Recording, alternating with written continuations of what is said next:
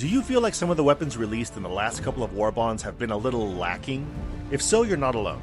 Let's take a look at why you may be feeling this way and whether or not it's entirely justified and what, if anything, can be done. First, let me say that as someone who has worked in the gaming industry, I have nothing but respect for Arrowhead. I've been following their journey since Helldivers 2 release, and I've seen this small studio overcome hurdles that would have humbled the giants. When the game first released, its array of weapons went beyond the same tired axes most shooters employ to create weapon variation, a major part of the fun inherent in the game's gunplay. More than just weapons with varying trade-offs between damage and fire rate, we got laser beams, arcs that hit multiple targets, guns that stagger, and weapons that can be fired as you look back behind you. However, since this batch of novel innovation, no new mechanic or interesting combination of existing mechanics have come to keep things interesting. I'll go further to say that Arrowhead hasn't gone far enough on even the classic gun dimensions, instead giving us weapons like the Adjudicator, Tenderizer, Dagger, Exploding Crossbow, and others that feel underwhelming, unfun, or otherwise uninteresting side grades. I'll say this again for the people in the back. This isn't a criticism of the Arrowhead team or even the guns themselves. With over 340 hours in the game, I've used every gun and found a way to have fun with each. The point I hope you'll see is that the lack of more interesting weapons released is puzzling when you consider the levers the team has available. Let me explain. As of this recording, Helldivers 2 has 46 guns spread across primary, secondary, and support weapons, which may seem like a lot. However, let's take a look at those classic weapon dimensions I mentioned most shooter games employ when creating their arsenal. This is a very large surface area to play in, making the release of bland weapons perplexing.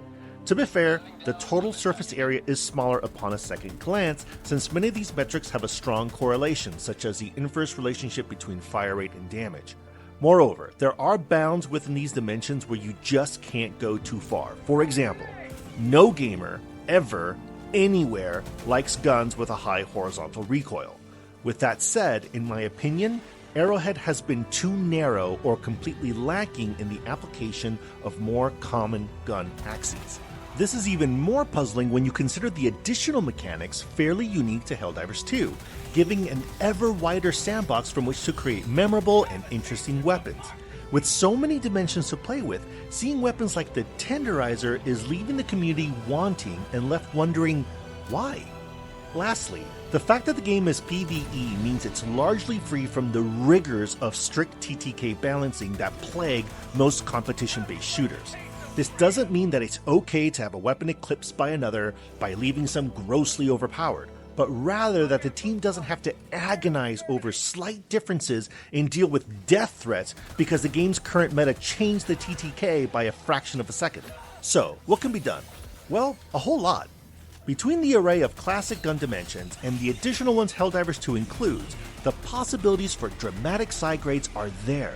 Guns with high vertical recoil to encourage burst firing but with a higher damage to compensate, beam weapons that also deal a lingering damage over time, cone stream weapons like the flamethrower that stagger, weapons that vary their armor penetration based on projectile distance travel. I mean, there's a crazy sandbox to play with here. Another thought is to borrow from many other titles and introduce attachments. You could cover a majority of every dimension we discussed by allowing for different ammunition, rail attachments, grips, and so on. Not only is this a potential way of vastly increasing the length of the game's earn and burn economy, it gives players a huge runway of loadouts to play with, finding combinations set to specific team compositions and missions.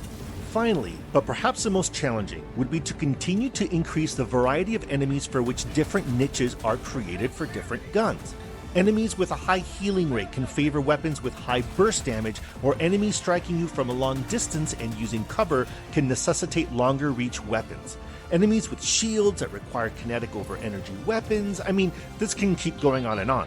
It would only be fair to mention the constraints Arrowhead is under. I agree with the sentiments of their CEO, Johan Pilestedt. A game has to be able to release new content, including new weapons, at a blistering pace in order to stay relevant in today's market. So retooling how weapons work on a fundamental level is likely not in the cards. Chances are, most of the gun dimensions we see today may be the most we'll see in a long time. Moreover, the team is relatively small, and considering the near endless firefighting that's been happening, seeing so much new content coming out each month is already a Herculean effort.